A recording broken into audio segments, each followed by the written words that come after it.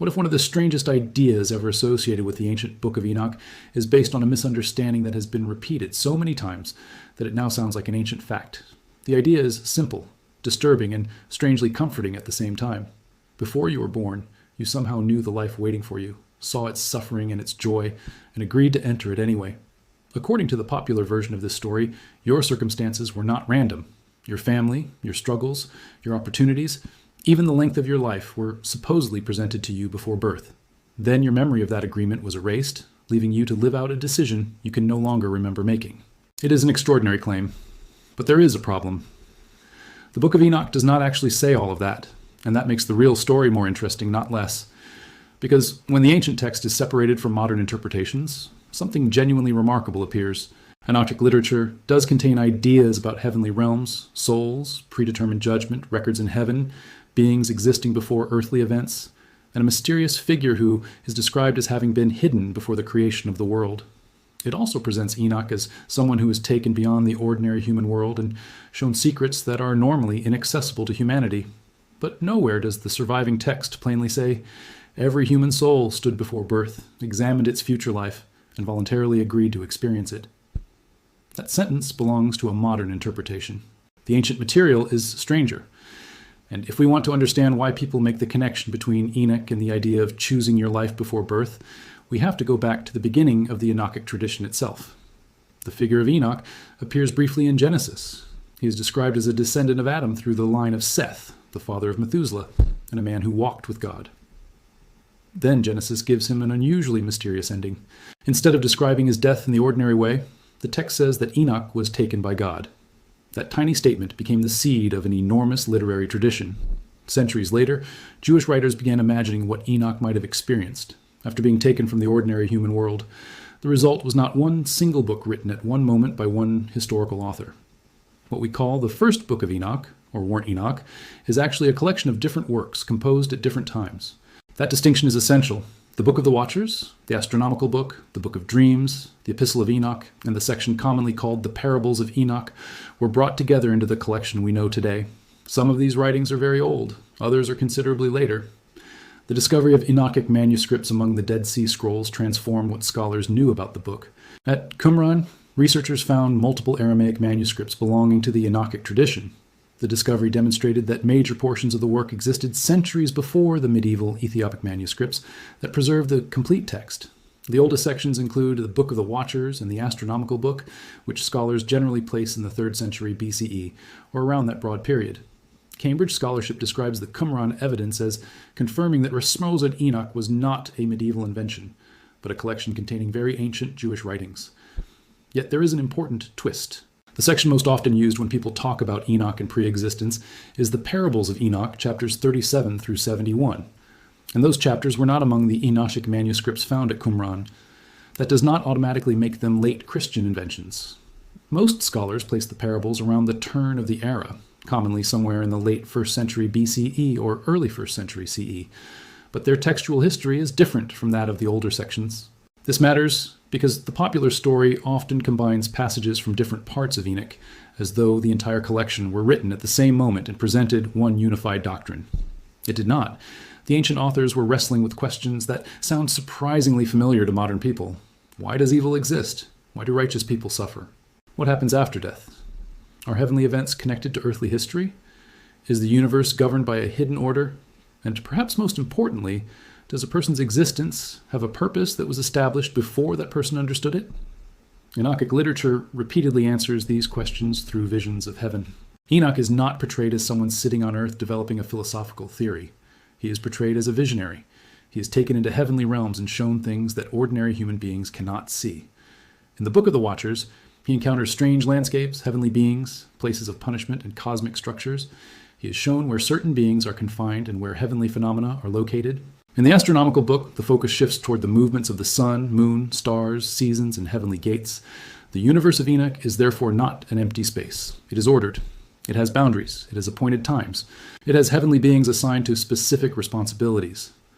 And that is where the modern idea of a predetermined life begins to feel plausible, even though the text never explicitly makes the leap. The Astronomical Book describes celestial bodies moving according to established courses. The sun rises and sets through designated gates. The year is organized into a highly structured 364-day calendar with 4 seasons of 91 days each. This calendar was not simply a casual observation of nature. It expresses a theological idea. The heavens operate according to order. The stars do not simply wander wherever they please. Time has structure. Creation follows laws. And when something violates its appointed course, the problem is not merely astronomical. It is moral and cosmic. This becomes especially important in the sections describing the future corruption of the heavenly order. The Book of Enoch repeatedly connects human wrongdoing with disorder in creation.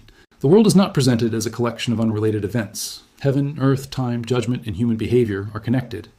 That worldview is very different from the modern assumption that individual lives are simply random sequences of events. But it still does not mean that each person selected their own biography before birth. That distinction is where many modern videos go wrong. The competitor script takes the idea of heavenly order and combines it with passages about souls, judgment, and pre-existence.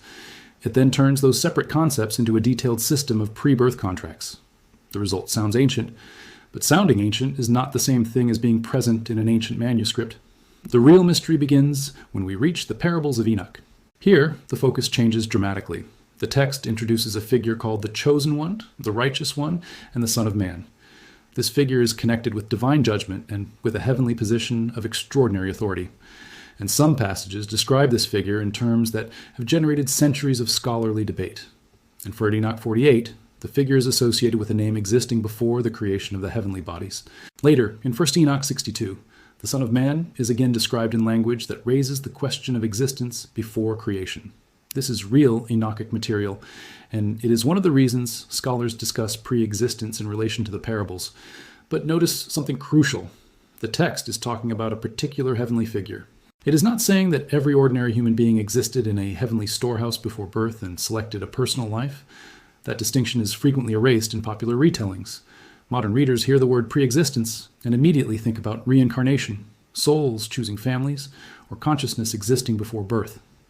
But ancient Jewish ideas of pre-existence were not necessarily the same thing as modern spiritual beliefs about reincarnation. A being can be described as existing in God's heavenly plan, being hidden with God, or being known before earthly manifestation, without implying that every human soul lived a previous earthly life. Modern scholarship is still debating precisely how the Enochic Son of Man should be understood.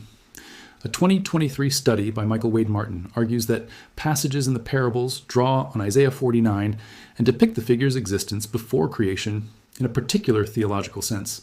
A more recent study by J. Andrew Cowan argues that Isaiah 51 and 16 may be especially important for understanding why the parables portray this figure as hidden before creation. In other words, even specialists disagree about exactly what the ancient author intended. That is very different from saying the ancient author clearly described every person's pre-birth agreement. So where did the modern interpretation come from? Part of the answer lies in a recurring human desire to connect suffering with purpose. If life contains pain that seems impossible to explain, one possible response is to say that the suffering was chosen. It transforms an apparently meaningless event into part of a larger plan. A difficult childhood becomes a lesson. A painful relationship becomes a contract. A failure becomes a necessary stage. A death becomes an appointed boundary. This worldview appears in many different religious and philosophical traditions, but they should not automatically be treated as identical.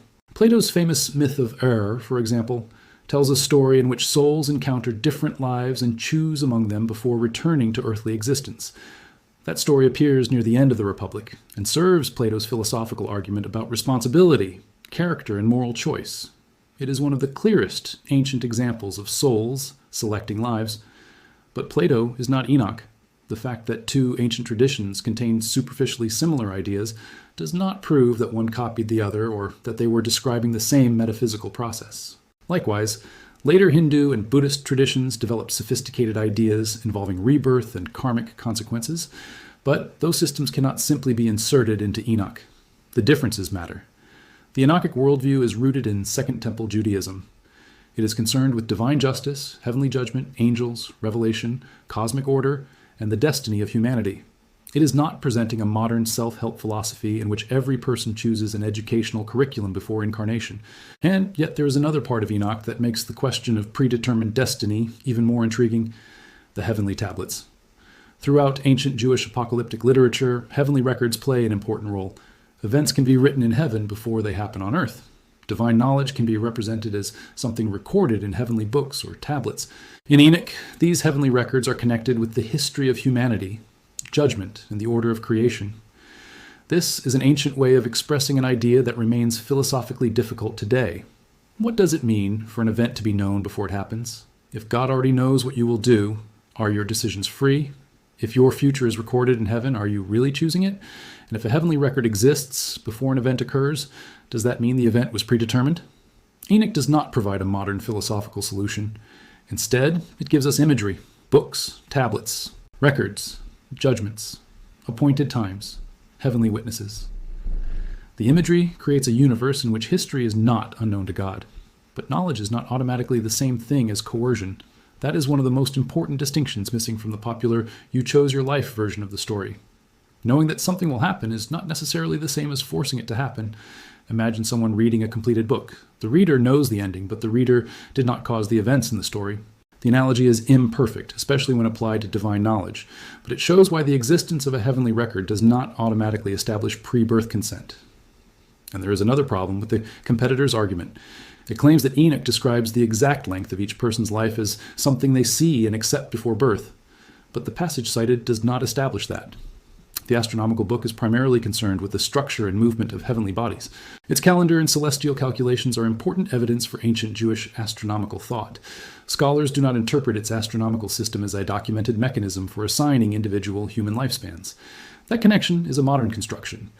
The same problem appears when the competitor's script links Enoch's celestial cycles to the modern astronomical phenomenon called precession of the equinoxes. The Earth really does undergo axial precession.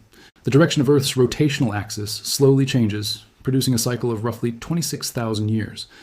But the existence of this astronomical cycle does not prove that Enoch predicted a modern cycle of soul agreements. The astronomical book's cosmology is an ancient Jewish astronomical system. It should be studied within its own historical context, rather than retrofitted to modern astronomy. This is especially important because ancient writers could be extraordinarily sophisticated observers of the heavens without possessing modern scientific models. They tracked seasons, they watched lunar phases, they measured solar movement, they observed stars, they developed calendars.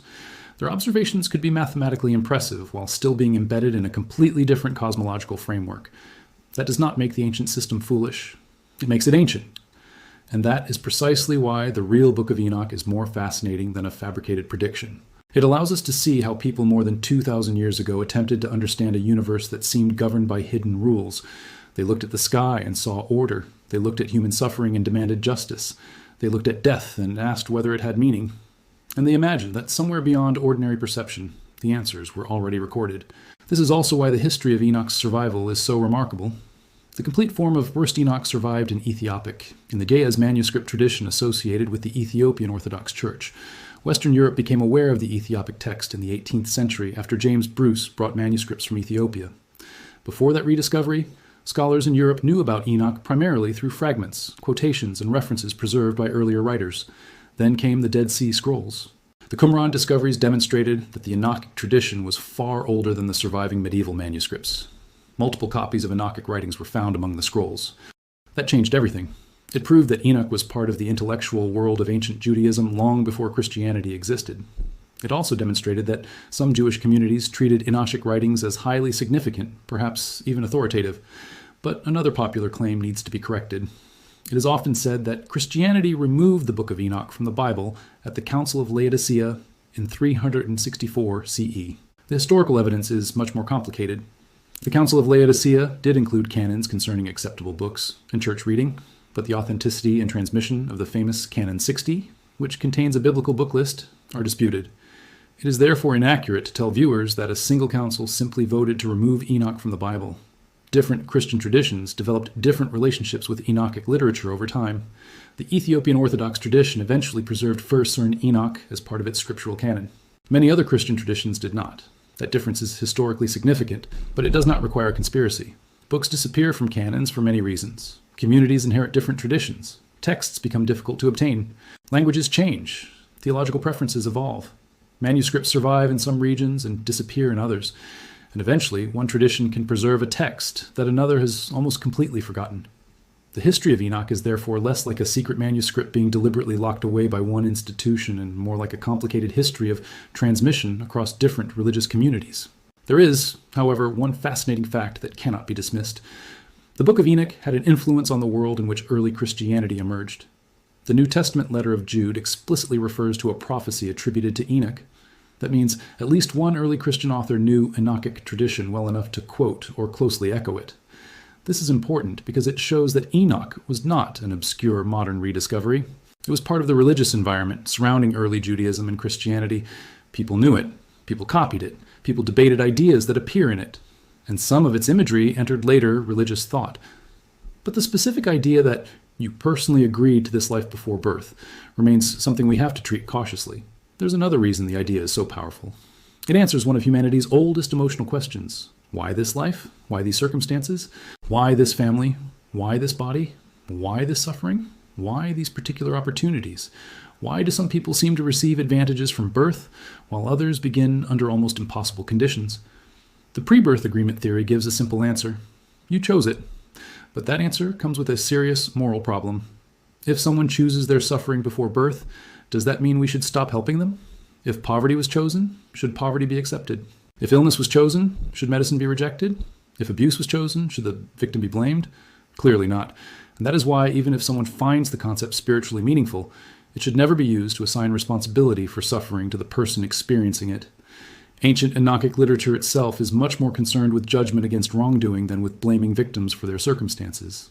The text repeatedly asks why evil exists and insists that injustice will ultimately be judged. That is very different from saying every tragedy was personally selected by the person who suffered it. So perhaps the most interesting question is not whether you agreed to your life before birth. Perhaps the deeper question is why humans have repeatedly imagined that life contains a hidden agreement. Why do we search for meaning behind circumstances we did not choose? Why do we feel that our lives sometimes have a strange direction even when we cannot explain it? Why does the human mind resist the idea that existence is nothing more than disconnected accidents? Enoch offers one ancient answer. The universe is ordered. Time has appointed structures. Heaven records what happens. Human actions matter. Justice exists beyond what we can currently see. And history is moving toward a final judgment. That worldview is fundamentally different from the modern spiritual idea of selecting a life before incarnation. But there is a fascinating overlap. Both ideas begin with the conviction that human existence is not meaningless. And perhaps that is why the modern interpretation has become so popular. People read Enoch's descriptions of heavenly records and predetermined events, combine them with other ancient traditions about souls and destiny, and arrive at a powerful personal narrative. You were not thrown into existence. You were sent. You were not forgotten. Your life was known. Your suffering was not invisible. Your story had a place in a larger order. Those statements may be spiritually meaningful, but they should not be presented as direct quotations from Enoch. The difference between historical evidence and spiritual interpretation matters. Because when we respect the boundary between the two, the ancient text becomes even more powerful. It does not need a fake prediction about the year 2026. It does not need a secret astronomical countdown. It does not need a hidden room where every human soul signs a contract. The real Enochic writings already contain something extraordinary. A human being claims to have crossed the boundary between earth and heaven and returned with knowledge that ordinary people were never supposed to see. He describes heavenly architecture. He describes cosmic order. He describes angels with specific roles. He describes records of human history. He describes judgment. And in the parables, he describes a mysterious heavenly figure whose existence is portrayed in relation to the world before its creation. That is enough to raise a question that has survived for more than 2,000 years. What does it mean to say that something about you was known before you existed? Is your identity simply the product of biology and circumstance?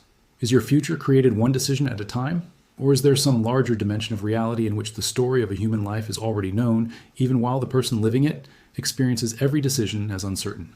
Enoch does not give us a laboratory experiment. It does not provide scientific evidence for pre-birth consciousness. It does not demonstrate that souls choose their parents. It does not prove reincarnation. It does not tell us that every person selected their suffering. And it does not provide a date when the next generation of souls will supposedly be assigned to Earth. Those claims go beyond the surviving evidence, but the questions themselves are ancient. And that may be the most important discovery.